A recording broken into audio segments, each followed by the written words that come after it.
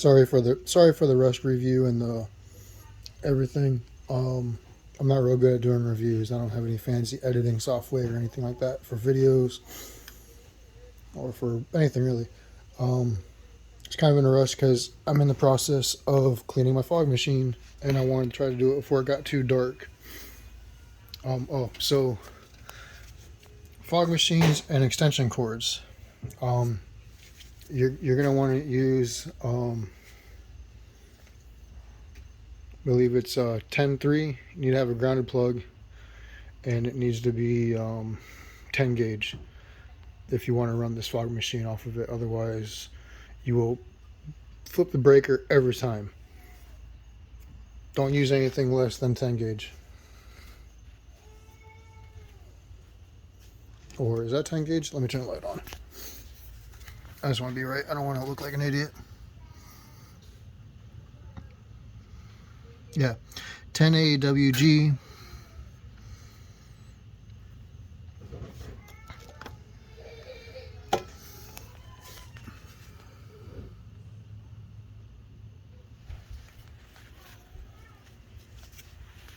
Alright, so this is most of the stuff I've gotten out so far. There's still a long ways to go. Let's clear that out.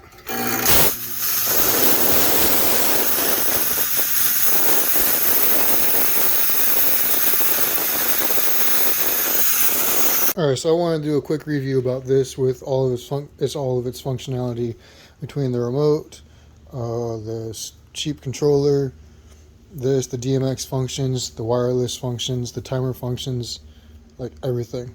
So once I get this warmed up, we'll be right back.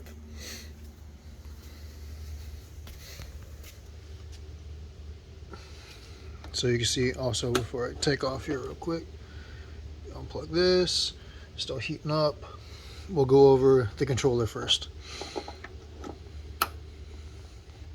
Alright, so we're back. So I'm gonna go over its basic controls first with the touchscreen. Let me sit over here. Alright, so to get to your controls, you hit the menu button, select what you want. Fog output at 100%. That's if you were to just start it. Let's go back. Just start it.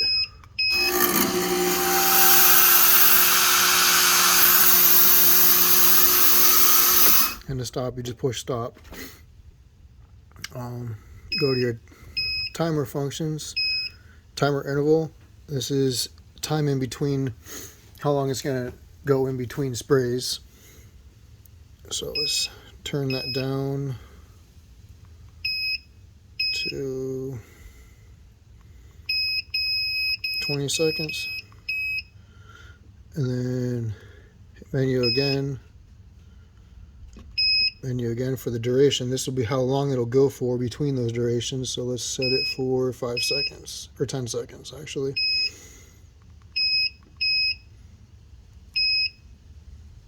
In the timer fog output, you can select between 1 and 100%. We're just going to go for 100%. And the menu at your DMX address, you can set that so you can change it between for your different channels on your controller here.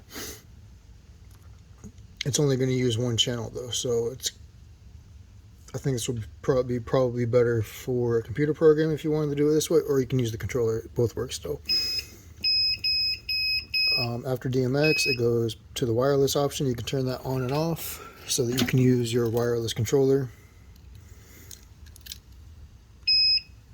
And then you can turn the fluid sensor on and off. I'd recommend keeping that on. There's no reason to turn it off. And then I think the last one is just going to be the beep sounds. Yeah. So you can turn these beeps on and off. I don't really use the touchpad, so that doesn't bother me. We'll go, that's right. Then if you want to hit the timer button, you hit the timer, and it'll automatically start the countdown for whatever you had it set for.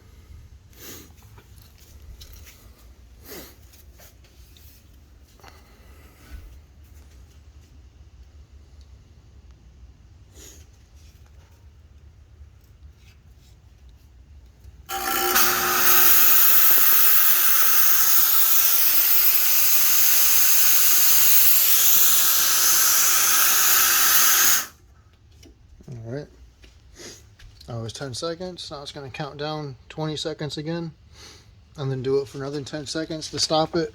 Hit stop. And I know in my last video I said the remote felt kind of cheap, but it's actually got a decent weight to it once you put the battery in it, and it works really good. It works from really far away too, so.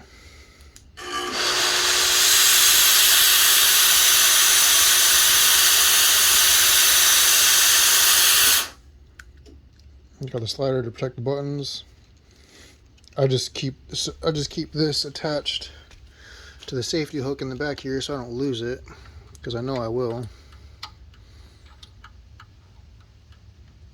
There we go. All right. Clip on right there. It's not going to go nowhere. Let's plug the DMX in.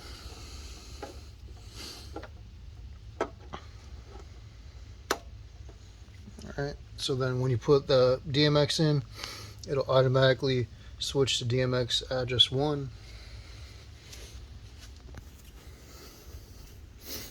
So DMX 1, I have it on DMX 1 here. I'm going to turn blackout off. Alright, so what's going to happen here is it's only going to use the first slider on channel 1, and it only has like one feature. Basically it's either on or it's off, but it has the volume output control. So if you slide the slider all the way up, it's going to be 100%. If you do it at like 1% or value 13, it's only going to, and then yeah, it only does, you know, 1% volume output. Or you can do 100%.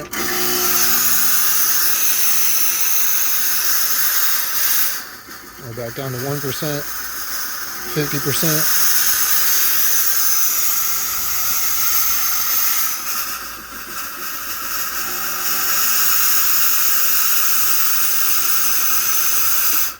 And then all the way at the bottom is off.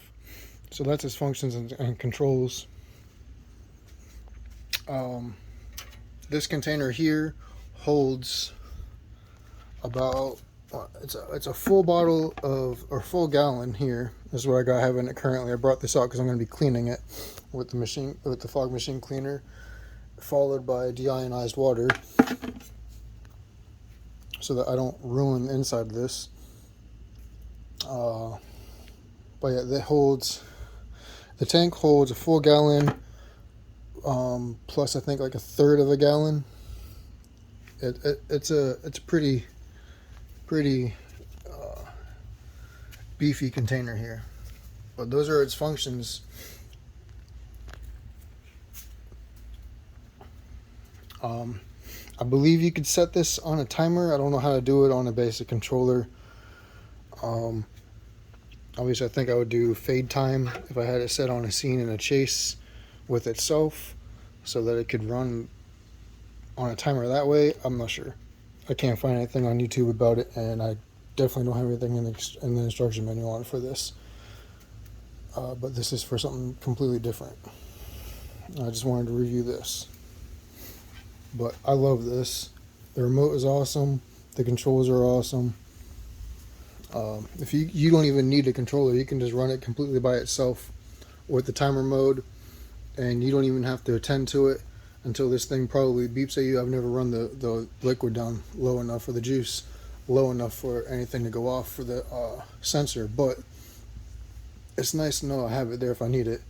I've run probably about 4 gallons of juice through this thing, and it's still pumping out pretty strong.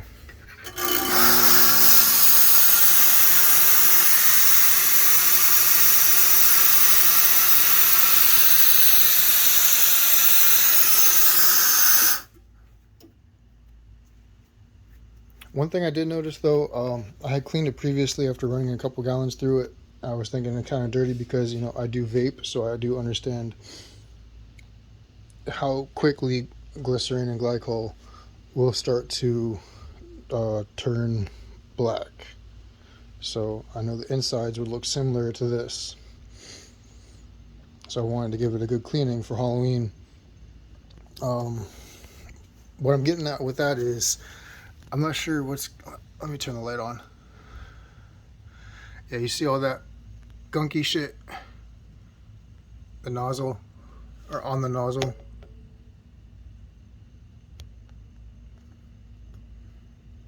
Yeah, I gotta find a way to get all that out.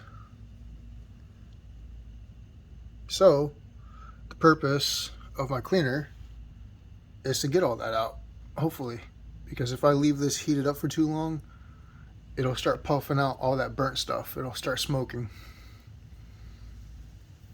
But other than for that, it runs pretty flawless, even though, like, you can see how dirty it is in there. If it'll focus again. Yeah. Still flawless though. Still runs like a champ.